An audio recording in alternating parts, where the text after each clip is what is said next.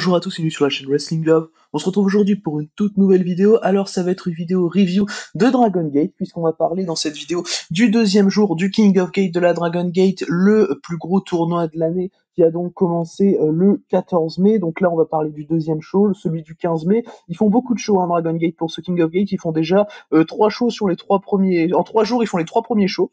Un peu comme ce qui avait été fait par la All Japan pour le début du Champion Carnival de cette année. Mais voilà, d'ailleurs, King of Gate, oui, c'est le plus gros tournoi de l'année, un peu comme le Champion Carnival. Mais ce jour-là était un peu moins chargé que le premier jour du King of Gate. Assez logiquement d'ailleurs, on avait dans ce show 3 matchs de tournoi uniquement et 3 matchs tag à part ça. Donc voilà, c'est bien moins chargé, hein. On va dire que la première journée qui contenait 10 matchs de tournoi. Donc voilà, déjà il y a des tags, tout ça, et puis le show est bien moins long, hein, voilà. Du coup, on va commencer la review de ce deuxième jour du Dragon Gate King of Gate 2021 avec l'opener. L'opener, c'était un three-way six-man tag team match avec Genki Horiguchi, Susumu Yokosuka et Yuti, donc représentant les Natural Vibes, qui affrontaient Oolun, Mondai Ryu et Ryo Saito. Et la troisième équipe présente dans ce match, c'était un trio de RED, Io, Kai et SB Kento. Alors le match a été bon, hein, ça a été vraiment un bon opener. Bon, c'était un peu long, mais sur le coup, j'ai pas vu la durée passer. Enfin voilà, ça dure un peu plus de 14 minutes.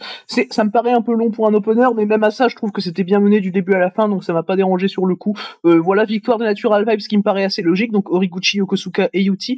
Ça me paraît assez logique, pardon, dans le sens où finalement, ce sont 2 des 3 membres de Natural Vibes viennent de perdre les championnats Open the Triangle Gate, donc ça me paraît logique derrière de leur donner une victoire pour les renforcer. Yuti vient en plus de perdre une chance au championnat Open the Brave, donc voilà, ça me paraît assez logique. Ça me paraît assez logique de donner la victoire aux Natural Vibes par rapport à ça. Mais voilà, donc ça reste un bon opener, un très bon heel work par les mecs de RED.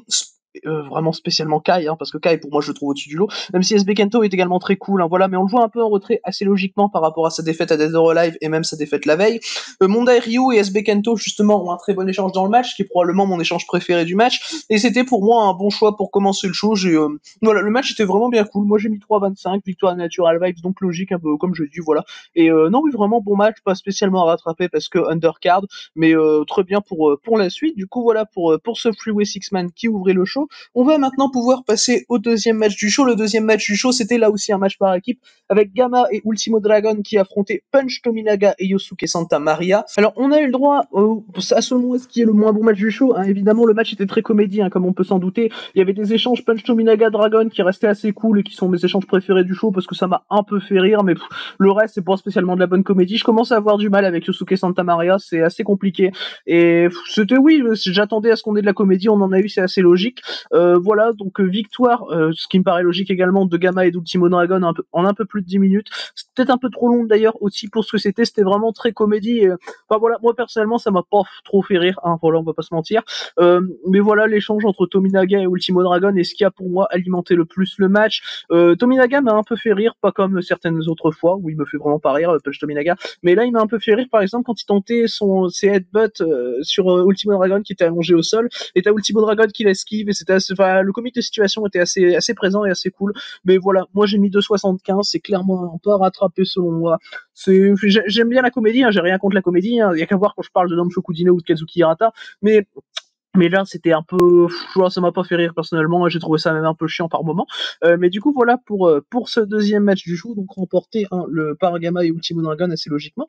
On va maintenant pouvoir passer au troisième match du show. Troisième match du show qui est le premier match de King of Gate que l'on a pour ce show. C'est le match pour le bloc A. C'est Diamante qui affrontait Takashi Yoshida. Alors, Diamante a remporté le match en un peu moins de 10 minutes, pardon. Et donc Diamante a remporté son match après sa défaite contre Kota Minoura. C'est assez logique. Voilà, ça se veut un booking où tout le monde a le même nombre de points, apparemment. Takashi Yoshida ayant gagné son premier match contre Bibi Hulk, voilà, ça me paraît assez logique, c'est bien fait à mon sens. Moi j'ai mis 3,25 à cause du finish que je trouve vraiment pas amené. Le match est assez cool, hein, Yoshida qui affronte un ancien membre de RED, qui affronte un membre de RED en sachant que Yoshida est un ancien membre de RED, c'est très cool. Et ça se voit bien d'ailleurs, bon peut-être un peu moins sur ce match que contre Bibi Hulk, mais ça se voit bien vraiment. Et Diamante qui continue de faire de très bonnes performances durant ce King of Gate, qui en fait une très bonne également ici. Bon, le finish est pas très construit, on va dire. Mon Diamanté gagne sur un move un peu random et ça m'a un peu saoulé sur le coup. J'aurais pu mettre 3,5, mais ce qui me stoppe de mettre 3,5, c'est vraiment ce finish. Du coup, voilà, j'ai mis 3,25. Mais évidemment, le match est vraiment bien et c'est un bon match de tournoi, bien par rapport à son placement dans la carte également. Ça dure pas trop longtemps. Et non, oui, c'était vraiment cool. Et du coup, voilà, victoire donc de Diamanté qui me paraît assez logique pour les raisons évoquées en tout cas. Du coup, voilà pour ce match. On va maintenant pouvoir passer au quatrième match du show. Le quatrième match du show qui était le dernier match qui n'était pas pour le King of Gate durant ce show. C'était donc un 10-man tag team match avec Masquerade, Jason Lee, Kota Minoura, La Estrella et Shun Skywalker qui faisait équipe avec Kagetora qui n'est pas dans Masquerade officiellement pour affronter une équipe de 5 membres de R&D avec Bibi Hulk, Dia Inferno, Eita, Kaito Ishida et Kazuma Sakamoto. Donc sachant qu'Ishida et Sakamoto sont les actuels champions Open The Twin Gate et ce depuis Dead or Alive. Alors, évidemment, j'ai bien aimé le match, voilà, c'était vraiment bien à mon sens. Moi j'ai mis que 3,25 malheureusement à cause de la fin. Alors la fin, je vais vous la dire, c'est une victoire de Masquerade par DQ parce que Shun Skywalker se fait tabasser avec des objets par des Kaito Ishida, tout ça. Et moi personnellement, la fin me gêne. La fin me gêne à titre personnel. Bon, que ce soit Masquerade qui gagne, à la limite, bon, ça me dérange pas du tout. Mais bon, faire ça par DQ comme ça, avec de la hit qui est selon moi pas ouf, enfin voilà. Parce que autant des fois j'aime bien la hit de Red, autant pour ce coup-là, c'était quand même assez compliqué. Mais le match dans l'ensemble est vraiment très bien, un des très bons échanges avec notamment Eita et La Estrella. Vraiment Eita qui prend La Estrella pour enfin il est jeune La Estrella et qui vraiment le rabaisse, tout ça c'est vraiment assez cool. Eita le fait aussi avec Kota Minoura, à un moment il met des gros coups de genoux sur Kota Minoura. Derrière il fait le tag de manière assez arrogante à Kazuma Sakamoto. Kazuma Sakamoto s'occupe de Kota Minoura pour aussi lui mettre des gros coups de genoux et c'était vraiment très cool à voir en tout cas. À un moment t'as La Estrella qui voulait refaire un dive, mais cette fois-ci avec Shun Skywalker, ils voulaient faire un dive ensemble sur les membres de R&D à l'extérieur du ring, mais Ishida a tiré la jambe de Shun Skywalker, ce qui a fait que la Estrella a stoppé son dive, ce dive qu'il avait botché à Dead or Alive. Du coup, c'était voilà, ça m'a parlé personnellement. Mais voilà, à part cette fin vraiment dérangeante à mon sens, le match reste vraiment cool et c'est ça qui fait que je mets à titre personnel 3,25 et j'étais même parti pour 3,5 à la base, mais là encore une fois, comme le match précédent, la fin m'empêche de mettre le 3,5. Après, j'ai préféré ce 10-man tag personnellement au Takeshi Yoshida Diamante. Et non, oui, vraiment la fin dérangeante, mais victoire de Masquerade qui est finalement assez logique. Et d'ailleurs, ça pourrait builder quelque chose pour les championnats Triangle, tout ça avec R&D contre Masquerade. Donc puisque je rappelle qu'il y a Kota Minoura, non pas Kota Minoura justement, il y a Jason Lee, La Estrella et Dragon Daya qui sont champions Open the Triangle Gates en ce moment et du coup il peut y avoir une rivalité qui se lance avec R&D de manière assez logique d'ailleurs.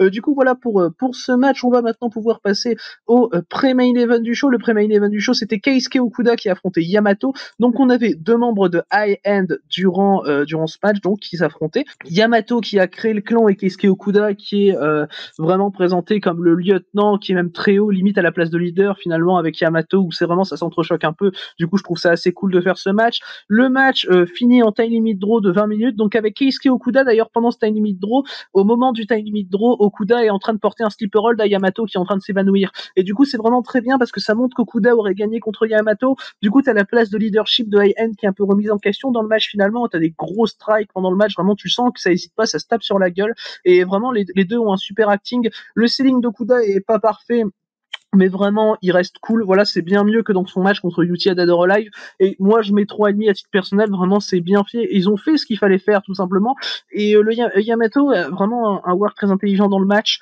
et vraiment il travaille un peu la jambe d'Okuda va pas faire trop de kicks contrairement au match contre Yuti donc le selling est un peu moins dérangeant mais ça reste vraiment très cool et en tout cas j'ai hâte de voir ce qu'ils vont faire avec toute cette story autour du leadership de High End qui peut être mise en place donc à partir de ce match parce qu'il faut rappeler quand même qu'Okuda a failli faire s'évanouir Yamato. Donc vraiment assez intéressant en tout cas à mon sens comment s'est fini ce match. Mais Okuda qui n'arrive toujours pas à prendre sa première victoire dans le King of Gate, ça également je trouve ça intéressant parce que en fait finalement Okuda a perdu son premier match contre Yuti et là il n'arrive pas vraiment, il est tout proche de remporter le match contre Yamato mais il y arrive toujours pas. Ça peut être une story assez sympa d'ailleurs et Okuda va selon moi remporter son prochain match assez facilement. Mais voilà, c'est un truc qui est bien mis en place en tout cas par Dragon Gate et le Okuda Yamato est donc vraiment très bien et je mets 3,5 personnellement donc à ce match match qui est d'ailleurs mon deuxième match préféré du show. Deuxième match préféré du show parce qu'on va passer tout de suite au main event qui est donc, comme vous l'aurez compris, mon match préféré du show. Et c'est pas étonnant quand on voit l'affiche, c'est un match entre Dragon Kid et KZ. Le match dure un peu plus de 15 minutes et on a une victoire de KZ qui est assez logique, comme par rapport à Yoshida et Diamante. Le but, c'est de mettre un peu tout le monde au même nombre de points. KZ est maintenant à 2 points, et ayant perdu son premier match contre Suzumu Yokosuka, et Dragon Kid est également à 2 points, vu qu'il avait battu SB Kento lors de la première journée. Et on a eu le droit à un très bon match, donc moi j'ai mis à titre personnel 3,75.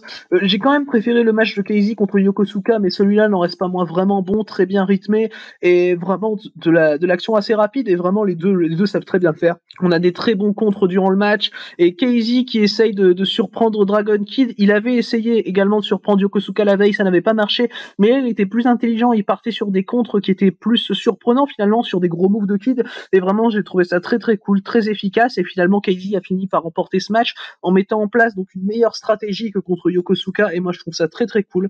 Comme je l'ai dit, des bons contres, et vraiment les mecs savent s'y faire in ring, donc franchement c'était très bien fait, et non oui, vraiment un très bon main event, une victoire assez logique de KZ, comme je l'ai dit, il ramène les points à égalité. Et ça fait une grosse victoire pour KZ qui, selon moi, va pas remporter le King of Gate, ça me paraît assez logique.